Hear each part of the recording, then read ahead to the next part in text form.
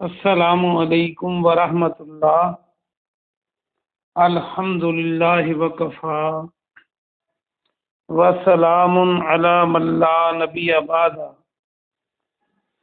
اللہ مہربان کے فضل و کرم سے ہمارا آج کا سبق سورۃ الانعام کی آیت نمبر 56، 57 اور 58 ہوگا انشاءاللہ، 56 سے لے کر 58 تک۔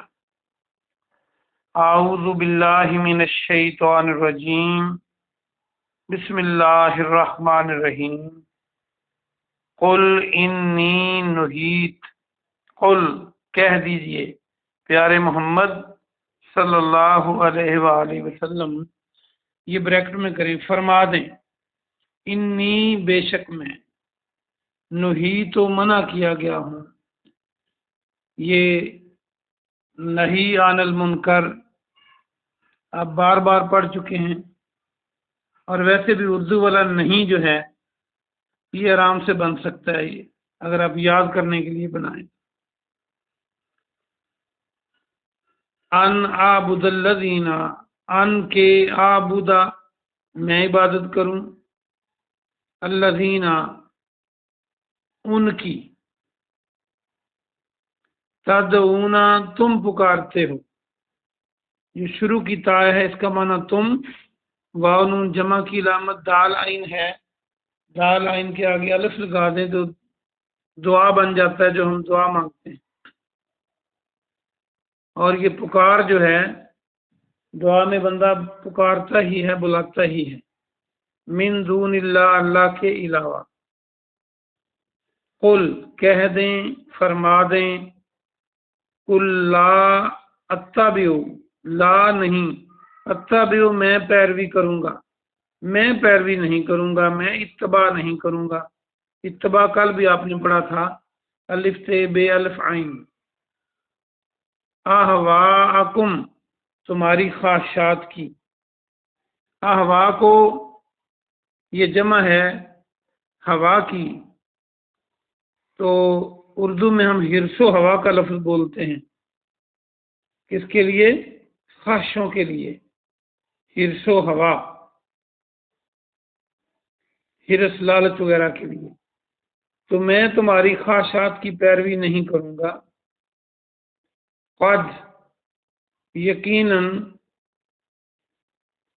ضللت میں گمراہ ہو جاؤں گا، میں بھٹک جاؤں گا، اذم اس وقت، اذم وما اور نہ، انا میں، من المہتدین ہدایت پانے والوں میں سے۔ مہتدین کو دیکھیں تو ہا دال یا ہدن آپ کئی بار پڑھ چکے ہیں،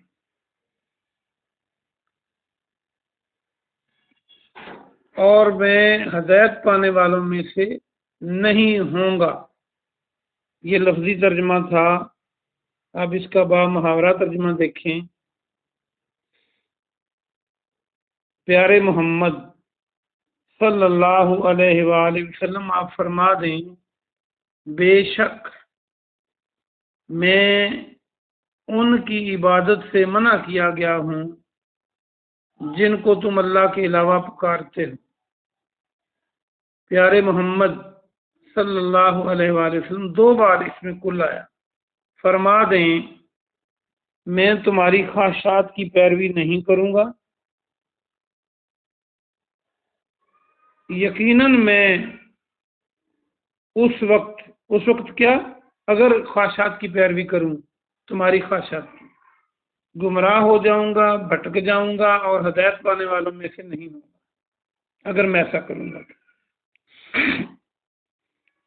قل پیارے محمد صلی اللہ علیہ وآلہ وسلم فرما دیں، یہ آج کے سبق میں تیسری بار آ گئی، انی بے شک میں، علا پر، بینا، بین کیا ہوتی ہے؟ واضح دلیل،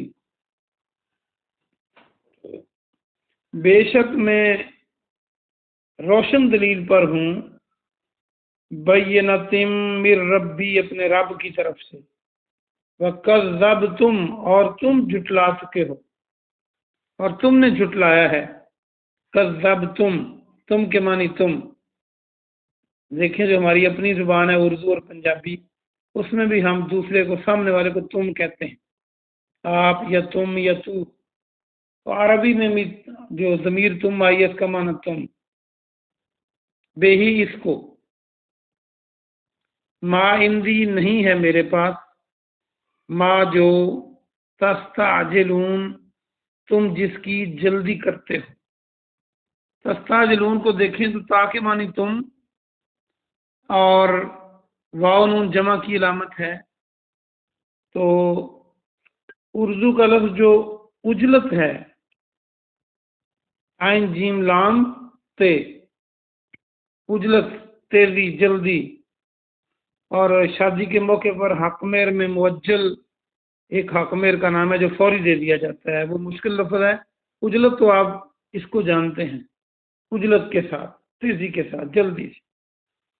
اور جو اس کے اندر یہ تس ہے، اصل میں نے بتایا تھا ایست اور یست اور تست کئی دفعہ آتا ہے اکارڈنگ ٹو سچویشن، جس کا معنی طلب کرنا، چاہنا ہوتا ہے۔ تستعجلون تم جلدی کر رہے ہو، بے ہی اس کی، لقضی الامر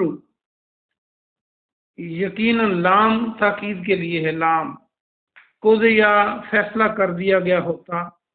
قاضی جو ہے اردو کا لفظ، جو عدالتوں میں قاضی بیٹھتے ہیں، جج، یہیں سے بنے گا، خواف لفظ واد چھوٹی ہے، قاضی، وہ فیصلہ کرتے ہیں، پھر ان کو قاضی کہتے ہیں۔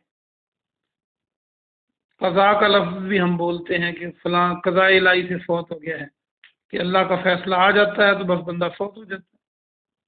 امر معاملے کا، بینی میرے درمیان، بین ما بین آپ ہر دوسرے تیسرے دن پڑھتے ہیں، وبینکم اور تمہارے درمیان، واللہ اور اللہ، عالم خوب جاننے والا ہے، بالظالمین ظالموں کو۔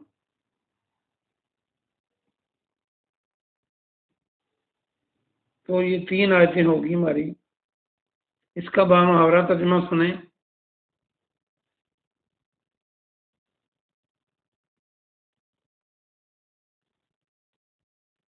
میرے خیال میں آیت کے درمیان میں چھوڑ گیا۔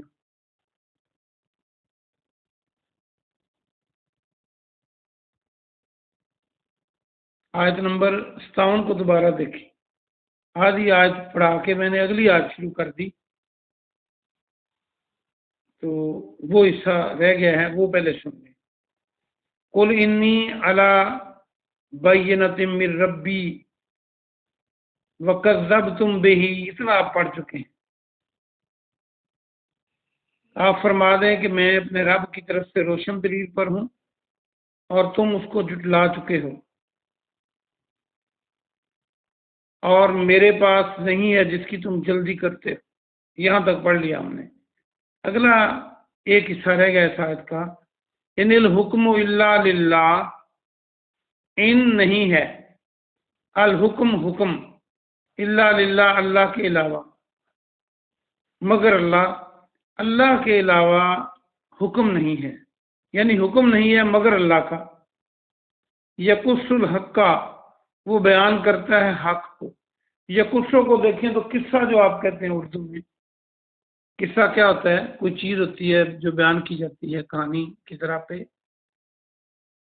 تو یقص بیان کرنا، وہ بیان کرتا ہے حق، وہ ہوا، اور وہ خیر الفاصلین، بہتر ہے فیصلہ کرنے والا۔ فاصلین کو دیکھیں تو فیصلہ اور فاصلہ یہ سارے لفظ بن جائیں گے۔ اس کا بامحاورہ ترجمہ سن لیں۔ کہو بے شک میں اپنے رب کی طرف سے روشن دلیل پر ہوں، اور اس کو تم نے جھٹلایا ہے، میرے پاس وہ نہیں جس کی تم جلدی کر رہے ہو، اور حکم اللہ ہی کا چلتا ہے، وہ حق کو بیان کرتا ہے، اور وہ بہتر فیصلہ کرنے والوں میں سے۔ اب اگلی آیت دیکھیں 58۔ کل لو، کل کہہ دیں، یہ چوتھی بار آیا، لو اگر، انا بے شک یہ کہ اندی میرے پاس ما جو تستعجلون تم جلدی کرتے ہو. ابھی اجلت کا لفظ پڑھا آپ نے، اصل میں اسی یہ لفظ 2 بار آیا ہے تو میری نظر ادھر چلی گئی تھی. بے ہی اس کی لقضی الامر تو یقیناً فیصلہ کر دیا جاتا معاملے کا. آپ پیارے محمد صلی اللہ علیہ وآلہ وسلم آپ فرما دیں اگر میرے پاس اختیار ہوتا، اختیار کو بریکٹ میں کریں، جس کی تم جلدی کر رہے ہو تو یقیناً فیصلہ کر دیا گیا ہوتا. کس کا؟ معاملے کا. میرے درمیان اور آپ کے درمیان معاملے کا فیصلہ کر دیا گیا ہوتا. بینی و بینکم واللہ اور اللہ عالم خوب جاننے والا ہے بالظالمین ظالموں. اب 3 آیتیں پوری ہوئی ہیں. آیت نمبر 58 کا بھی با محاورہ ترجمہ دیکھ لیں. پیارے محمد صلی اللہ علیہ وآلہ وسلم آپ فرما دیں اگر میرے پاس اختیار ہوتا جس کی تم جلدی کر رہے ہو تو میرے اور تمہارے درمیان معاملے کا فیصلہ کر دیا گیا ہوتا، اور اللہ ظالموں کو خوب جانتا ہے. کوئی مشکل لفظ نہیں ہے اس میں آج کے سبق میں. آئیے ہم اس کی تفسیر دیکھتے ہیں. یہ بات یاد رکھیے کہ قرآن مجید میں جہاں کہیں بھی لفظ قل آتا ہے یہ جواب ہوتا ہے اس بات کا جو کسی نے پوچھی ہوتی ہے پیغمبر علیہ السلام سے. کبھی کفار مکہ نے کوئی سوال، کوئی خواہشات کا اظہار کیا ہوتا ہے، کبھی مدینہ والوں نے جہاں جہاں قرآن نازل ہوا تو اگرچہ وہ سوال اس آیت سے پہلے مذکور نہ بھی ہو تو یہ کسی سوال کا، کسی خواہش کا جواب ہوتا ہے کسی مطالبے کا. تو یہاں پر اللہ سبحانہ و تعالی پیارے محمد صلی اللہ علیہ وآلہ وسلم کو فرما رہے ہیں کہ ان کو کہہ دیں کہ مجھے منع کر دیا گیا ہے، میں منع کیا گیا ہوں ان کی عبادت کرنے سے جن کو تم پکارتے ہو. جن کو کفار مکہ یا مشرکین پکارتے تھے اللہ کے علاوہ، میں ان کی عبادت سے منع کیا گیا ہوں. اس میں بڑی سمجھنے والی بات یہ ہے کہ فرما رہے اللہ کہ نے کہتے میں ان کی عبادت سے منع کیا گیا ہوں، یعنی پکارنا بھی عبادت ہے. اور اب اگر کوئی کسی کو آواز لگائے تو کیا عبادت بن جائے؟ ایسا نہیں ہے. تو کون سی پکار عبادت ہے؟ جیسے ہم دعا مانگتے ہیں اور فوق الاسباب وہ دعا ہوتی ہے، جیسے ہم اللہ سے کہتے ہیں اللہ ہمیں اولاد دے، ہمیں رزق دے، بارش دے دے، اور جو چیزیں بھی مانگتے ہیں ہم دعا میں، جنت دوزخ، جنت مانگتے ہیں، دوزخ سے پناہ مانگتے ہیں، تو یہ پکار عبادت ہے جتنی بھی دعائیں ہیں. اور اگر کسی کو اللہ نے کچھ اختیار دیا ہے، جیسے آپ سڑک پہ جا رہے ہیں، آپ کے ہاتھ پاؤں ہیں، آپ کسی کو کہتے ہیں کہ مجھے، اس کے ہاتھ پاؤں ہیں کہ یہ چھڑی مجھے پکڑا دو، میرے ہاتھ سے گر گئی، آپ گھوڑے پہ سوار ہیں تو وہ پکڑا دیتا ہے، یہ پکار عبادت نہیں ہے.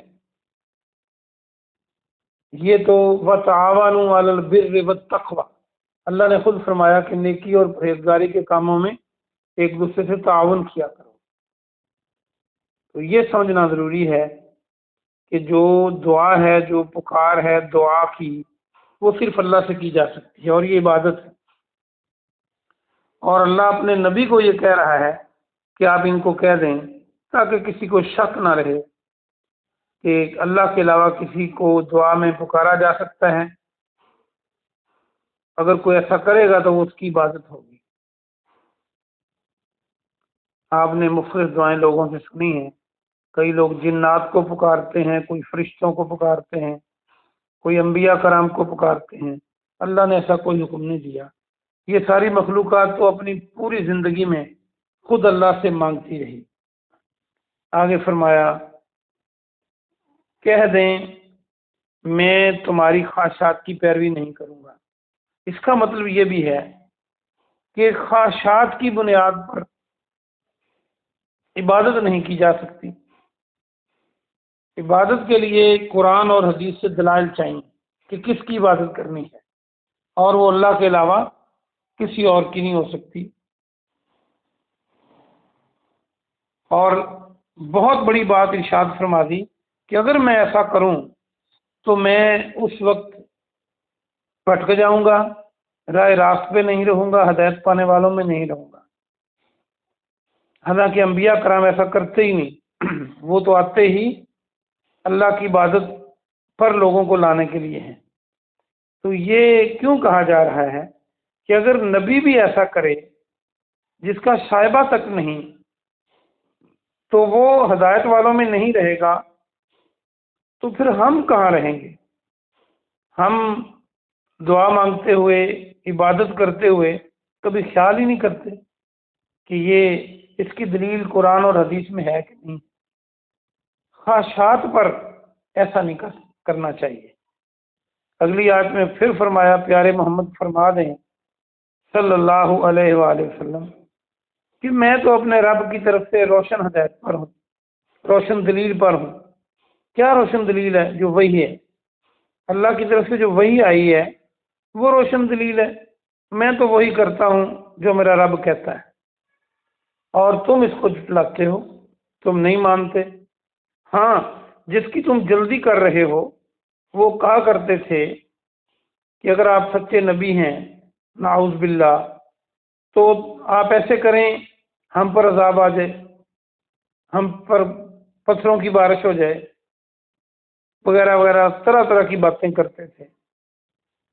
تو یہاں ان کو بتایا جا رہا ہے کہ پیارے نبی ان کو کہہ دیں میرے پاس وہ اختیار نہیں ہے جس کی تم جلدی کرتے ہو، قیامت آ جائے، ہم پر عذاب آ جائے، ہمیں پکڑ لیا جائے۔ یہ اللہ کے پاس ہے، اور حکم اللہ کا چلتا ہے، کائنات میں کسی اور کا حکم نہیں چلتا۔ اور ہمیں بھی یہ دیکھنا ہوگا کہ کیا ہم اپنے گھر میں، اپنے گلی محلے میں، اپنے شہر میں، اپنے ملک میں، اپنی عدالتوں میں، اپنے تھانے کچہری میں، اپنے معاملات میں، اپنی معیشت اور معاشرت میں، اپنے رہن سہن میں، اپنے کاروبار میں، اپنی سیاست میں، کہ ہم اللہ کا حکم چلا رہے ہیں؟ اگر ایسا ہے تو ہم حق پر ہیں۔ اگر ہم اللہ کے علاوہ کسی کا حکم چلائیں، خواہ وہ اپنی خواہش کا کیوں نہ ہو، خواہ وہ اپنے نفس کی پیروی کیوں نہ ہو، یا اپنے بڑوں کی پیروی کیوں نہ ہو، تو وہ بالکل اللہ کے ساتھ شرک کے برابر ہے۔ اور آگے فرمایا، اللہ تو حق بات بیان کرتا ہے، جو وہی آتی ہے وہ حق ہوتی ہے، وہ فطرت کے عین مطابق ہوتی ہے، کسی کو اچھی لگے بری لگے، بات وہی ٹھیک ہے، اور وہ بہترین فیصلہ کرنے والا ہے، کرنے والوں میں سے ہے۔ یعنی وہ فیصلہ آ جائے گا جلدی، آپ کی پکڑ ہو جائے گی، فکر نہ کریں آپ۔ اور دنیا میں بھی پکڑ ہوئی ان کی، اور آخرت میں تو ہے۔ آخری آیت آج کی 58 نمبر، پھر اللہ نے فرمایا، پیارے محمد صلی اللہ علیہ وسلم آپ ان کو کہہ دیں کہ اگر میرے پاس یہ اختیار ہوتا جو جس کی تم جلدی کرتے ہو، تو پھر میرے اور آپ کے درمیان فیصلہ کر دیا گیا ہوتا۔ یعنی پھر میں نے تو کہہ دینا تھا کہ ٹھیک ہے، تم عذاب مانگتے ہو تو تم پہ عذاب آ جاتا، اور اگر میں قیامت قائم کر سکتا تو میں، تم قیامت مانگ رہے ہو، میں وہ کر دیتا۔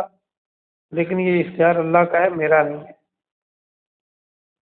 اور اللہ ظالموں کو خوب جانتا ہے، اور وہ لوگ ظالم ہی ہوتے ہیں جو اللہ کی وحی کو نہیں مانتے۔ آپ کہیں گے جی ہماری تو جان چھوٹی ہے، تو مکہ کے کافروں کے لیے ہے۔ اگر آج ہم اللہ کی وحی کی پیروی نہ کریں تو پھر ہم وحی کو کیسے مان رہے ہیں؟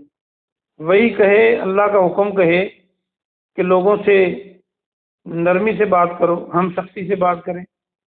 اللہ کی وحی کہے سچ بولو، ہم جھوٹ بولیں۔ اللہ کی وحی کہے ملاوٹ نہ کرو، ہم ملاوٹ کریں۔ اللہ کی وحی کہے کہ اللہ سے ڈرو، غیر اللہ سے نہ ڈرو، ہم غیر اللہ سے ڈرتے رہیں۔ اللہ کی وحی جو قرآن یا حدیث کی شکل میں ہو، دونوں وہی ہے۔ وہ کہے کہ بچوں کی شادیاں اس طرح کرو، غم آ جائے تو ایسے فیس کرو، ہم اپنی مرضی کر لیں، ہم اوروں کی پیروی کر لیں، تو پھر یہ وحی کو کس قدر ماننا ہے۔ اللہ پاک سے دعا ہے کہ اللہ پاک آپ کو اور مجھے عمل کی توفیق عطا فرمائے۔ سبحان ربک رب العزت عما یصفون وسلام علی المرسلین والحمد للہ رب العالمین۔